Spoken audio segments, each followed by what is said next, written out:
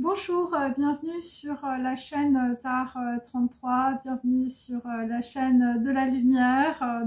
Voilà, donc je voulais vous faire partager voilà, un petit texte voilà, que j'ai écrit cet après-midi. Donc ça va parler évidemment qu'à certaines personnes. Donc un homme marche sur la voûte céleste, sous le ciel étoilé, c'est le petit prince de Saint-Ex.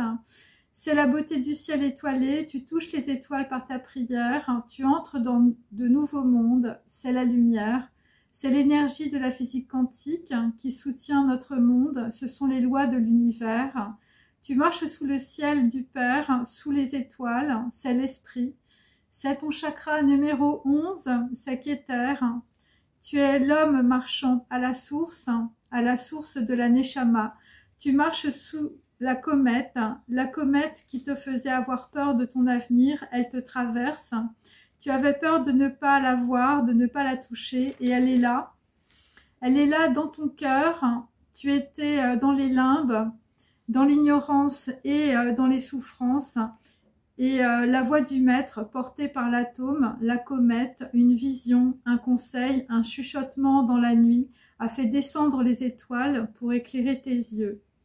Tu étais aveugle dans une chambre noire et maintenant tu vois clairement ce que tu devais voir en toi-même.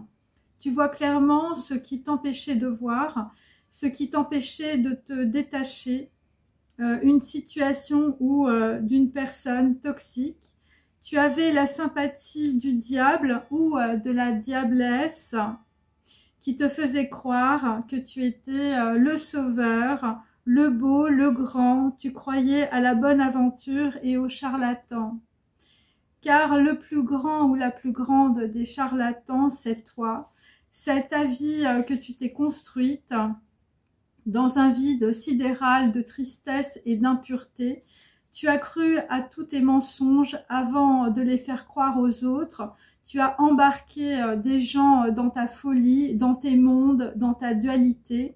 Et les gens t'ont suivi dans ta schizophrénie parce que tu avais besoin d'eux ou d'elles pour te rassurer. Comprends-tu dans quel degré d'impureté les gens sont obligés de vivre pour croire à leurs mensonges? Crois-tu que tu puisses toucher la comète, la lumière, avec tant de lourdeur et de bassesse en toi? Ce que je viens de te dire, c'est la vraie réalité. C'est le vitriol du divin. C'est quand ton ego tombe, quand il s'effondre, quand tu n'as plus besoin de te raconter des mensonges. Tu te racontais tes propres mensonges et maintenant tu n'en as plus besoin. As-tu encore besoin de fuir ta vie, d'avoir peur? Mais de quoi as-tu peur? Tu es déjà mort. Même avec ton argent, même avec ton image de marque, même avec ta notoriété, tu es déjà mort. Tout cela, ce sont des cendres. Il faut accepter qu'il y ait dans la vie un début et une fin à toute chose. De quoi as-tu peur? Maintenant que je t'ai dépoussiéré de toute cette lourdeur, que tu as peur de rater quelqu'un, que tu as peur de rater ton projet, que tu as peur de rater ta vie. Mais c'est en étant, on peut dire, dans des systèmes de survie, accroché à ta souffrance et à ce rocher, à maman qui ne venait jamais te chercher à l'école, que tu t'empêches d'aimer, que tu t'empêches d'aller vers la gloire, que tu t'empêches d'aller vers la lumière. Et voilà, que tu t'empêches, on peut dire, de pénétrer ton âme. Tes mensonges sont-ils plus importants que ta propre vie? Après quoi cours-tu? Après la gloire, après l'argent, après la notoriété, après la reconnaissance? Tu cours après des cendres. Tout ceci ne représente rien. Ce sont tes peurs, ta survie qui te domine. C'est pour cela que tu vis comme une prostituée. Parce que tu te fais dominer par tes dépendances, par ton dealer ou par ton proxénète. Comprends dans quel degré d'impureté tu vis à cause de ta tristesse, à cause de ta pitié, à cause de ta bêtise et à cause de ton ignorance. Tu rêves de la comète, de la lumière, mais tes pieds sont enchaînés à tes dépendances, ta drogue, ta sexualité. Et pourtant, il va falloir que tu fasses un avec deux mondes. Ton corps de chair et de souffrance et ton esprit malade de tes croyances et de tes mensonges qu'il faut quitter. Si tu as cette voix, tu le pourras. Il n'y a que toi qui peux reconnaître la voix du Maître qui est ta propre voix intérieure. N'essaie pas de ressembler à quelqu'un d'autre, tu n'y arriveras pas. N'essaie pas d'être le reflet de la perfection, tu n'y arriveras pas. C'est un chemin qui t'appartient, qui n'appartient à personne d'autre, ni à ta famille, ni à ton clan, ni à tes amis. Mais ce n'est pas un chemin de solitude, c'est un chemin de dialogue et de compréhension de l'unité en toi-même et de l'unité des mondes en un atome.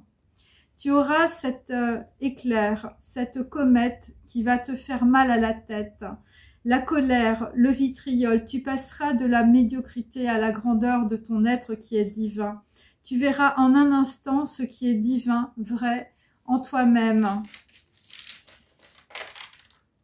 Tu détruiras ton propre monde d'illusions ou de destruction. Tu détruiras tes croyances illusoires, tout ce qui t'a fait prendre, on va dire, perdre du temps. Mais en même temps, toute cette impureté, c'est ton expérience. Et sans cette expérience, tu ne pourrais pas connaître la valeur de la conscience, de l'amour, de l'indépendance de ton être détaché de toutes les croyances du passé. Tu ne pourrais pas avoir le goût de l'intelligence sans avoir vécu dans la domination de la bêtise et de la calomnie. Maintenant, tu connais le degré de souffrance qui est proportionnel au degré de pureté que tu souhaites dans ta vie. Si tu trouves ton équilibre, tu trouveras l'atome, tu trouveras l'unité en toi-même. L'unité, comme l'atome, accompagne une dynamique, une réflexion de la terre de ton corps vers le ciel, ton esprit. Il ne faut jamais arrêter cette dynamique, car l'unité est cette dynamique. Ainsi, rien ne s'altère. C'est dans cette dynamique que tu vis la passion. Voilà. Bon, j'espère que ça vous a intéressé. Je vous dis à bientôt. Au revoir.